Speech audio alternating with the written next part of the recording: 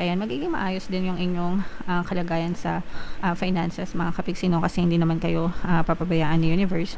Actually, may mga rewards or may mga blessings na dadating sa inyo, guys, dahil sa inyong good karma, no? So kumbaga, isasalba kayo, guys, ng good karma nyo, yung mga kahirapan nyo, yung mga challenges nyo or financial challenges nyo, mga kapiksi.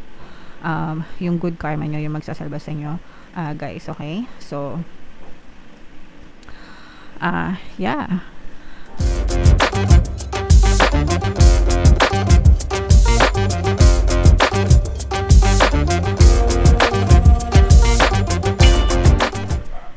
Hello guys, hello Scorpio, welcome back to Pinoy Pixie Tarot. Ang pamagat ng episode natin for tonight is monthly horoscope para ngayong June para sa Scorpio, Sun, Moon, Rising Sign, and Venus. Unahin natin tong deck na to, mga kapiksi. Tingnan natin yung mga mensahe sa inyo. Sa dulo ng video, guys, magkakaroon tayo ng yes or no pick a card reading. Ito yung deck na gagamitin natin, mga kapiksi. Pwede kayo magtanong ng isang tanong, answerable by yes or no, tapos titingnan natin yung sagot ng tarot sa inyo. Sa dulo ng video yan, guys, kaya make sure na tapusin nyo yung video hanggang sa dulo. Sa mga naghahanap, guys, ng mga pampaswerte na lucky charms, lucky bracelet, ganyan, may mga products sa description box, mga kapiksi. Check nyo lang yung mga items doon and pwede nyo rin siyang i-check out, guys. So ito yung mga mensahe sa inyo ng inyong mga gabay, mga kapiksi. Unang-una, remain positive, mga kapiksi, no? Regardless kahit ano yung pinagdadaanan nyo, positive man or negative man, kailangan nyo pa rin magpaka-positibo, mga kapiksi. Kung ano yung energy nyo, guys, yung energy naman, guys, it's either negative or positive, okay? And yung energy nyo, na-influensyan yan ng pag-iisip nyo, ng thoughts nyo, kung ano yung iniisip nyo, kung ano yung binubuhusan nyo ng pag-iisip, sumusunod yung energy nyo dyan, mga kapiksi, and yun din yung napupush out sa inyong sitwasyon. Ibig sabihin, kung positive kayo palagi, positive palagi yung iniisip nyo, positive yung nararamdaman nyo, positive yung energy nyo, therefore yung mga experiences nyo, positive din. Pero kung negative yung iniisip nyo, negative yung mararamdaman nyo, negative yung magiging energy nyo, therefore negative din yung ma-experience nyo.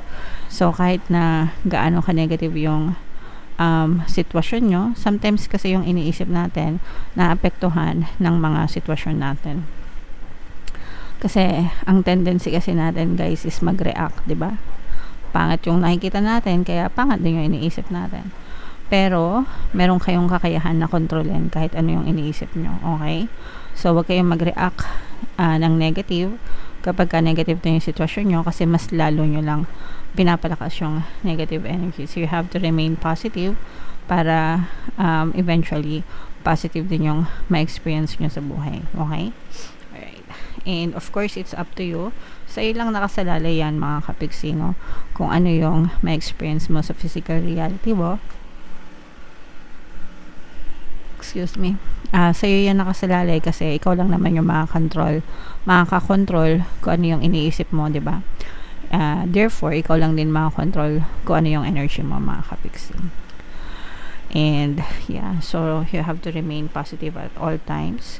And kung may mga problema kayong pinagdadaanan, guys, or may mga naguguluhan kayo, ganyan, magdasal, okay, and ask your angels to guide you, to protect you, and to help you, mga kapiksi. Alright? So yan yung mga mensahe sa inyo, Scorpio, ngayong June. Comment down below, guys, if feeling nyo naka-resonate kayo dyan. Tingnan natin yung ganap sa inyo, guys. Shuffle natin to. Habang sinashuffle ko to, mga kapiksi, panoorin nyo muna yung video natin regarding sa ating paano mag-manifest ng abundance video course. Kapiksi, sawa ka na ba sa mga struggles at hirap sa buhay mo? Masipag ka ba at masikap sa buhay ngunit hindi ka pa rin umaasenso? Ilang beses ka na bang nag-attempt mag-negosyo at mag-invest pero palagi ka pa rin nalulugi? Sa pagkakataon na ito ay maaaring may subconscious beliefs ka na nagiging balakid sa iyong pag-unlad at pagyaman. Introducing, paano mag-manifest ng abundance video course. Dito ay matututunan mong ma-overcome ang mga balakid mo para tuluyan ka ng umunlad, umasenso, sumagana, maging matagumpay, successful at maswerte sa iyong kabuhayan, pera, trabaho, negosyo, salapi at kaperahan ng bonggang-bongga. Dali, mag-send na ng email sa pinoypixie@gmail.com at simulan na ang iyong pagyaman ngayon. Alright, so sa lahat ng gusto mag-avail ng course guys, naka-flash sa screen nyo. Una, meron tayong paano mag-manifest ng abundance video course. Meron din tayong paano mawala ang third party at magkaroon ng harmonious na relationship. And meron din tayong paano pabalikin si ex, revise breakup. So, sa lahat ng interesado guys, mag-send lang ng email sa pinoypixie@gmail.com. And also mga kapixie, no, so ito yung energy nyo. Scorpio kayo ay represent ng Queen of Cups sa ating spread. Latag natin yung spread nyo.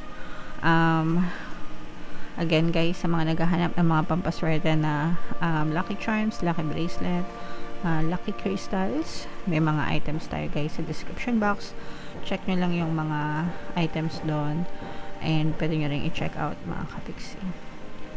So ito guys, medyo may kanigahan ito mga kapixie, no? So for some of you, meron ditong presence ng another water sign, Cancer, Pisces, Scorpio, at saka fire sign, Aries, Leo, Sagittarius. For some of you, maaring may mga ganyang element kayo sa inyong natal chart, or you may be dealing with other signs na may ganyan sa natal chart. Ito guys, yung iba sa inyo nagkakaroon ng mga financial struggles, financial problems, mga kapixie, mga pagsubok, mga challenge pagdating sa kaperahan guys, and lalo kayong nafo-frustrate mga kapixie, kumbaga habang tumatagal yung sitwasyon nyo, habang hindi kayo nagkakaroon ng solusyon sa mga money problems nyo or financial problems, pwede rin financial loss, no?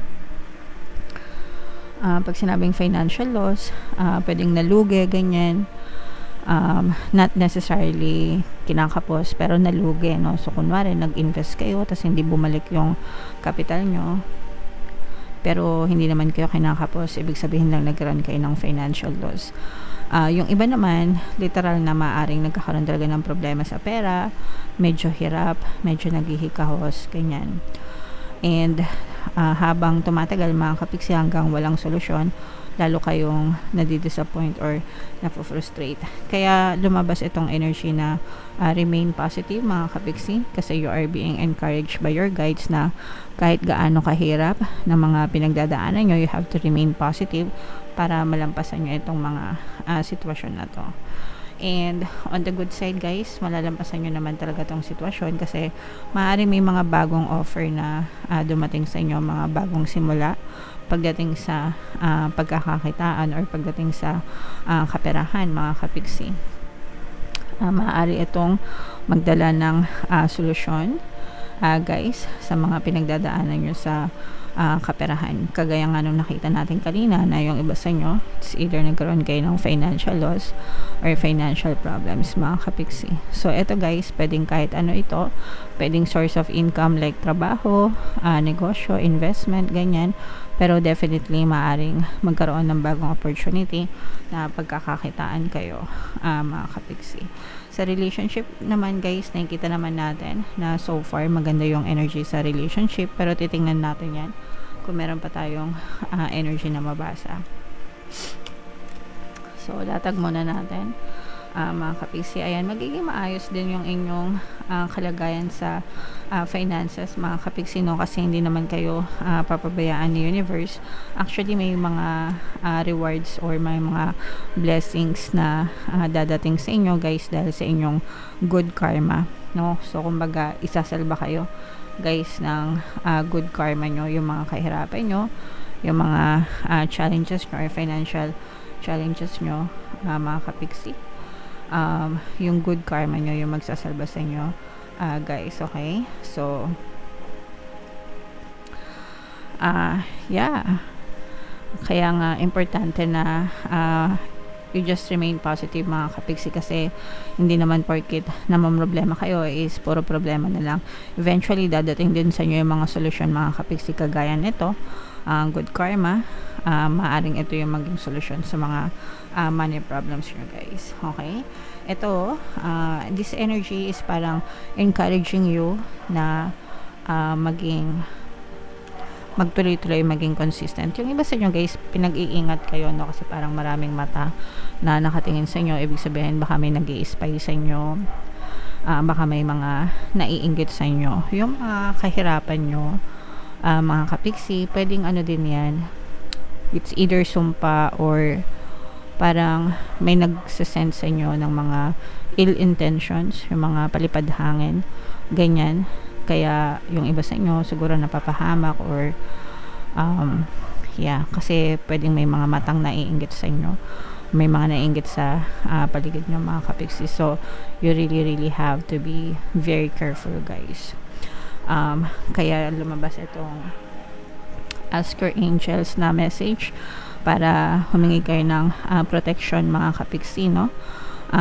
Yung mga gabay natin, ang role nila, again guys, no, remind ko lang kayo, bawat isa sa atin ay may mga gabay, and ang role nila is una, gabayan tayo, protektahan tayo, and tulungan tayo sa panahon ng mga pangangailangan natin. Okay? So yeah, you have to pray and pray harder for your protection, mga kapiksi. Okay? So comment down below, guys, if feeling nyo naka-resonate kayo. I-mind nyo na tong mga good karma na to, mga kapiksi, itong mga solusyon sa problema, guys, solusyon sa mga money problems, itong mga bagong opportunity sa kaperahan, no? Yan yung magiging money solutions nyo, guys. Okay? So tingnan natin. Ito yung inyong yes or no pick a card reading, mga kapiksi. So huminga ng malalim, guys, tapos itanong nyo sa isip nyo kung ano yung tanong nyo, and then pumili kayo ng isang card. By the way, mga kapiksi, sa mga naghahanap ng or sa mga gustong matuto mag-manifest, no, meron tayong membership program dito sa ating channel. I-click nyo lang yung join button sa baba dito sa video, guys, o kaya dito sa taas. Yan. Kapag member na kayo, magkakaroon kayo ng access sa mga exclusive videos natin regarding manifestation using the power of your subconscious mind and law of attraction. So huminga ng malalim, guys. Itanong sa isip yung tanong nyo, and then pili kayo ng isang card. Card 1, card 2, card 3. Kung card 1 yung napili nyo, ang sagot sa tanong nyo ay yes. Kung card 2 ang napili nyo, guys, ang sagot sa tanong nyo ay yes. And kung card 3 naman, ito ay yes din, mga kapiksi. So lahat naman yan ay yes.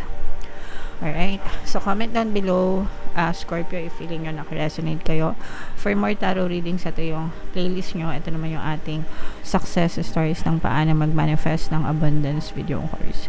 Click here to subscribe, guys. Ito yung ating mga pampaswerte subliminals. Thank you for liking, sharing, and subscribing. See you next time. I love you all, mga kapiksi. Have a nice day. Bye-bye.